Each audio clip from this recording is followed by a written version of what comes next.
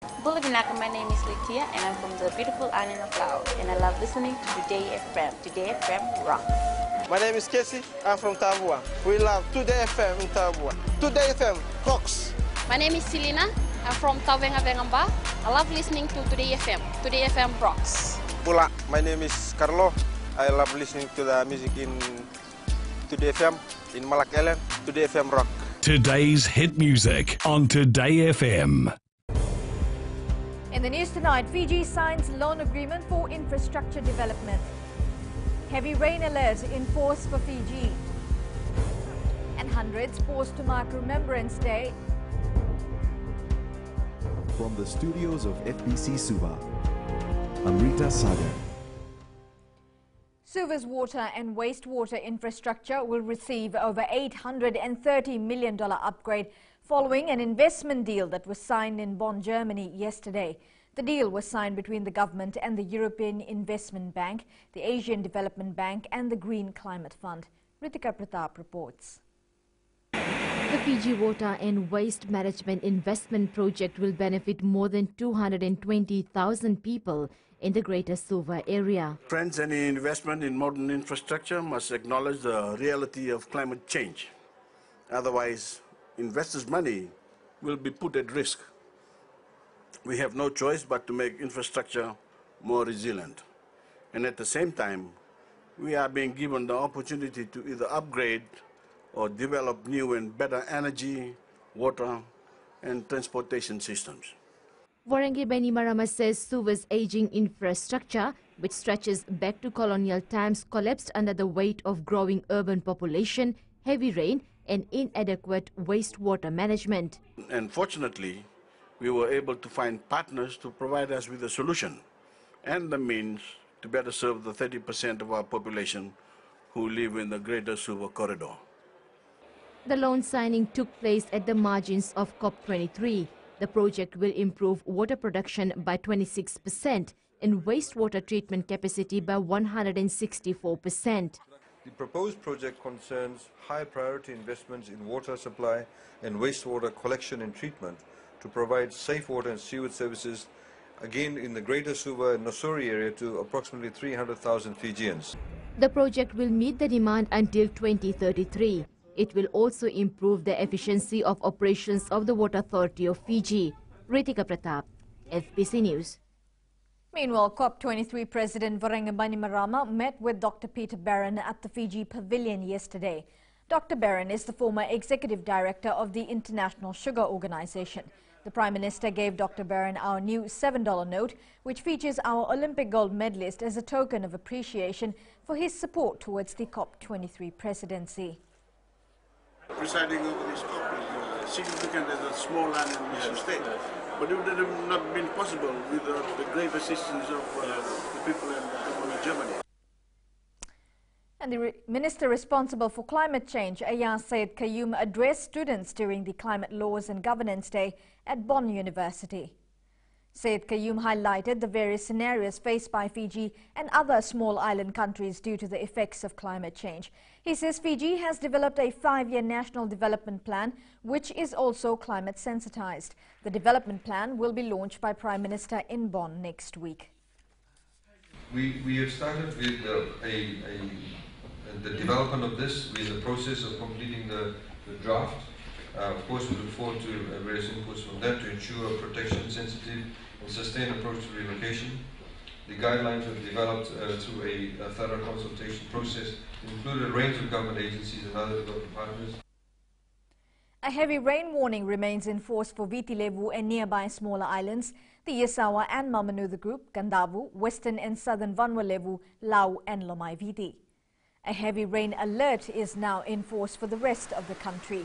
An active trough of low pressure with associated cloud rain is approaching Fiji from the west for Viti Levu and nearby smaller islands, the Yasawa and Mamanuca group, Kandavu, Western and Southern Vanuatu, Lau and Lomai Viti.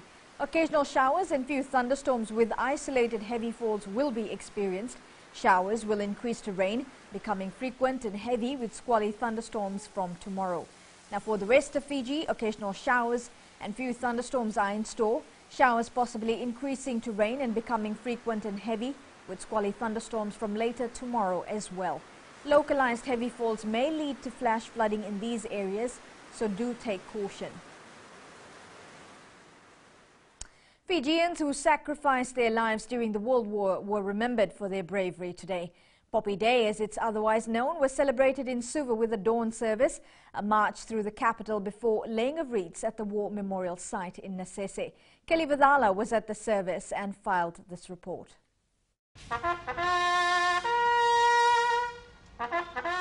Family, friends, loved ones and even strangers stood in silence to remember members of the armed forces who have died in the line of duty. Their sacrifices has paid off for the betterment of our country. It was always hard seeing the father of my children leave for war because we wouldn't know if he would come back or not. But one day he didn't. He went to the Malayan War and then to Christmas Island, sacrificing his life. That's why we attend this every year. I always remember them because some of the soldiers back in Lebanon, we saved them, and some in Sinai, so we do remember them. We are happy to see our grandkids living in freedom. We fought for every Fijian here. I always love these dates because of my comrades who died in the warfield. Acting Prime Minister Chonyu Samate thanked the hundreds that turned up in numbers to remember our fallen heroes. It's very important for us always to remember our history and those that laid their lives for us so that we can live in the freedom and enjoy the liberties that we have today. RFMF Commander Villamino Porto says Fiji will forever be grateful to all soldiers who sacrificed their lives in all armed conflicts. Wonderful moment for the families of those that had passed on, that had fought in the wars. There are few of them around now for the wars that Fiji fought in. There are two remaining from the Solomons. I'm glad that one of them is here also. But yes, we remember them and we will never forget them. Today marks 99 years since the signing of the armistice with Germany that brought an end to World War I on November 11, 1918. Kelly Vathala, FBC News. Meanwhile, a similar commemoration was held in Lautoka today as many came to pay their respects to fallen soldiers. There was a march through Lautoka City to the memorial grounds attended by retired servicemen and women and families of comrades who have passed on. Assistant Minister for Rural and Maritime Development Choeli Dawaki addressed the event, saying Fiji will forever be grateful to those that paid the ultimate sacrifice and the call of duty. Still to come, police monitor new drug peddling trends. And fishing vessels directed to adhere to rules. Stay with us.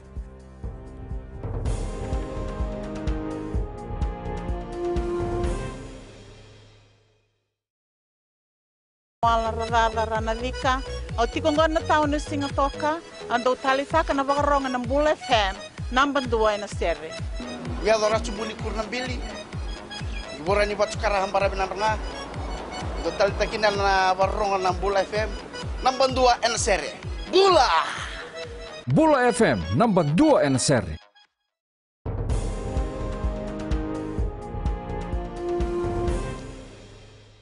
Gone are the days of scruffy-looking drug pushers and big clandestine labs that secretly manufacture drugs. Police Commissioner Brigadier General Sitiveni Gilaho says there's a new trend of drug pushers around the country and the public needs to be aware of this. Akasita Tale with this report. These are some of the new emerging trends of drug peddling in our local market. The police force is keeping a close watch as they raid homes and arrest people allegedly involved in drug-related activities. It's not pushed by the dirty-looking, thuggish-looking pusher. These are pushed by well-dressed people in vehicles. They are more mobile, and the modus operandi of trading in drugs has changed as well. Brigadier General Sitiveni Giliho adds they have put in an extra effort this year to arrest drug peddlers while closely monitoring the emerging trends. It's the utilization of rental vehicles, private vehicles, taxis. You call the person and it's delivered, and it's a quick exchange of these things. So we are working on all that. Giliho says the number of people involved in drugs is a huge concern. Every day we take people in regards to drugs. Either it's uprooting plants, or we're catching pushers, catching users in possession of drugs. There's not a day that we've gone by without an issue of drugs in our situational reports. So that's a worrying trend for us. A recent raid conducted at the home of a 33-year-old self-employed man of Nakasi resulted in the seizure of white crystals believed to be methamphetamine and apparatus allegedly used for manufacturing the drugs. Officers discovered a plastic containing sachets of dried leaves hidden under a drain pipe in the second raid. The leaves have been sent for analysis. Akosita Tale, FBC News. Police have directed an investigation to be conducted on a video that has surfaced on social media showing a school student allegedly misbehaving. The video shows a boy in white uniform allegedly cursing, spitting and slapping a statue in a school in Ba. Police Chief of Intelligence and Investigations ACP Bu Matavo says this incident should not be taken lightly as it's a serious offence. He says police will take action on the students involved in the viral video. People travelling between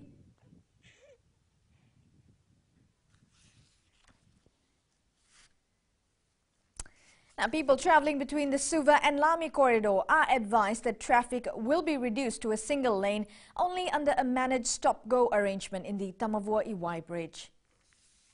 Work will begin from 9 p.m. tonight on the lane closure for Suva-bound traffic. Minor surface repairs will be carried out in conjunction with necessary periodic inspections. The lane will remain closed till 8 a.m. tomorrow.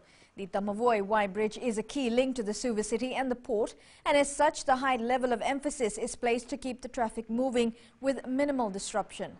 Members of the public travelling along this area are advised to take this notice into account when finalising travel plans.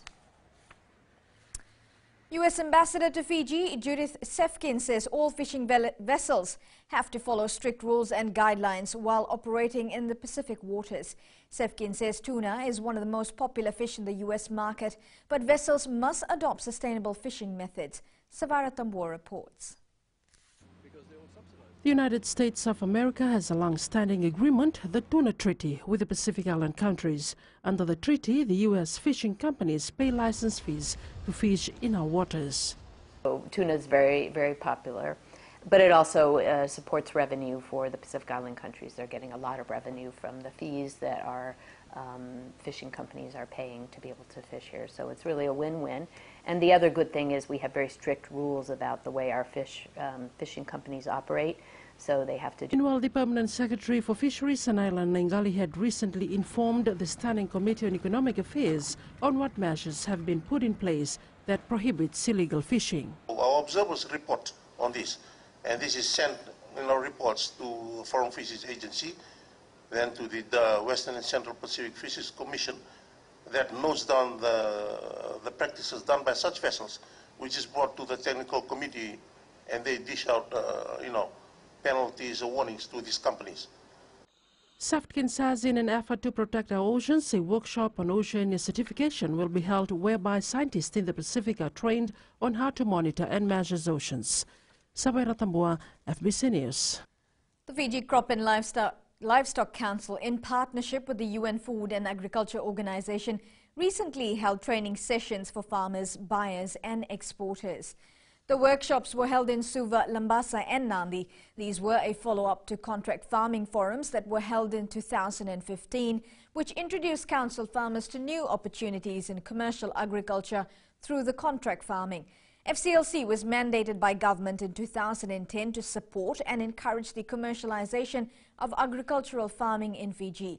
To date, 12 commodity associations comprise the council, which include grazing livestock, Dalo, Yangona, cocoa, ginger, rice, Fiji Foods Exporters Association, pigs, beekeepers, fruit and vegetable, organics and copra. Ahead in sports, more work to be done by Sevens before World Series. And Flying Fijians ready to take on Italy. This and more coming up.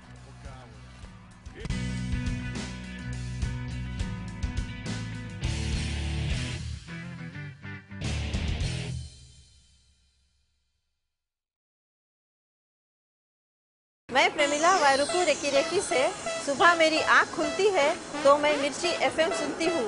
मिर्ची FM is number one. It's so hot. हम लोग बार town के career driver लोगों ने हम लोग के मिर्ची एफएम सुनो अच्छा लगे मिर्ची एफएम इज हॉट। हाय मैं संध्या नारियल रेफ्रिजरेटर से मेरे सारे दोस्त मिर्ची एफएम सुनते हैं मिर्ची FM is hot I love मिर्ची FM.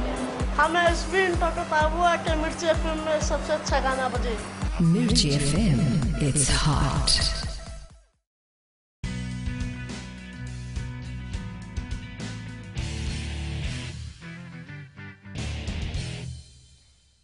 The Fiji Airways Fijiana team has been bundled out of the Oceania Sevens after being thrashed by New Zealand 27-0 in the semi-final. The Black Ferns proved too strong for the Fijianas, who made a lot of errors in the game. Vaishnav Prasad reports. The semi-final clash between the host and the visiting Kiwis was one of the exciting match in the women's division. However, as predicted, the Black Ferns started with a bang, causing the Fijians few basic errors which kept them scoreless. There's a lot of opportunities to score a try, but we didn't make it. It's just a loss of communication. Captain Anna Maria Rongida says this tournament was a learning curve for them as they prepare for this season's World Rugby Sevens series. Against them, New Zealand and Australia is a big competition to us, rather than training for the next 2 weeks for Dubai. The Black Ferns, who have been at their best form last season, is using this opportunity as they build up to the Dubai tournament next month. I think it's a perfect opportunity to play in some heat. Fiji is, I think, the capital of Sevens, so it's great to come here and play Fiji here. And I think all the teams are, building for Dubai, and especially for us, it's time to get some more game time. It has been a good outing for Fiji, New Zealand and Australia, the top 3 women's team in the region. Vaishnav Prasad, FBC Sports. The Vodafone Fiji Mbati side is through to the quarter-finals of the Rugby League World Cup. The Batis beat Italy 38-10 in their final pool match last night, qualifying as the pool leaders. The Fiji Airways national sevens team has a lot to improve on as they prepare for the rest of the World Rugby Sevens series. Coach Gareth Baber says the Oceania Sevens has been a good testing ground to select his final squad for the first leg of the Sevens series in Dubai next month. Vaishnav Prasad once again.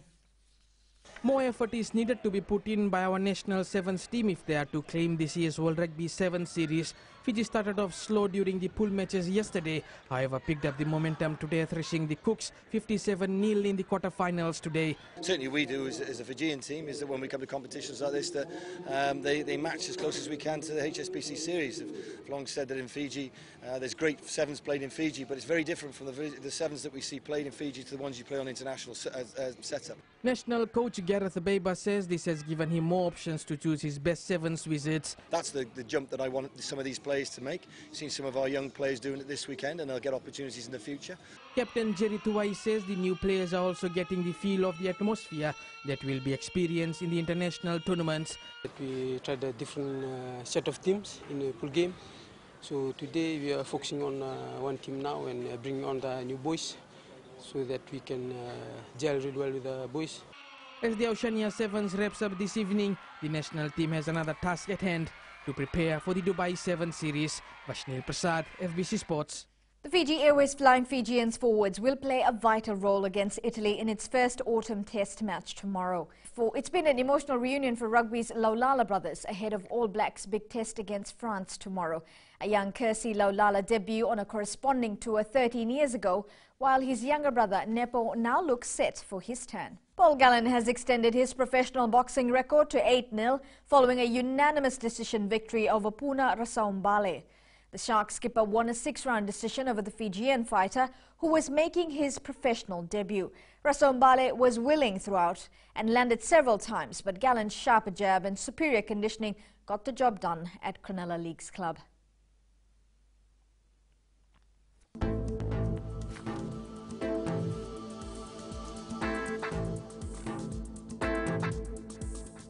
An active trough of low pressure with associated cloud and rain is approaching Fiji from the west. It is expected to affect the country from tomorrow. Looking at the west, it was a wet weekend for all major centres, with Singatoka recording the coolest at 23 degrees. Eastwards from Pacific Harbour to Suva, there were occasional showers and few thunderstorms. And up north, similar weather condition was experienced with occasional showers and few thunderstorms. Now, showers and thunderstorms are becoming heavy and frequent from later today. At sea, northerly winds 15 to 20 knots, moderate to rough seas, moderate southerly swells. Poor visibility is expected in areas of heavy rain and thunderstorms.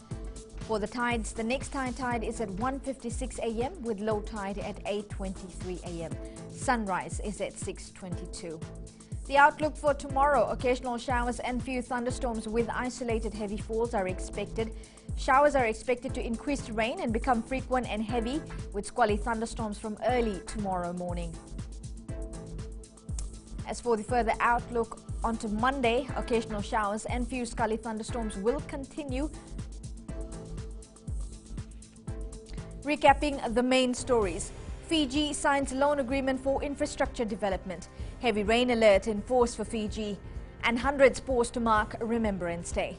For these stories and others, you can tune in daily to our sister radio station Gold FM. To our poll question, this week we're asking, do you think Fiji's role in COP23 is starting to benefit other small island states? Visit our FBC website to answer. Do send us newsworthy pictures and videos on email, fbcnews@fbc.com.fj, or share it with us via our Facebook page, FBC News, or you can also follow and tweet us your news tips at FBC News or simply hashtag FBC News. And that was your FBC News for tonight. Until next time, good night.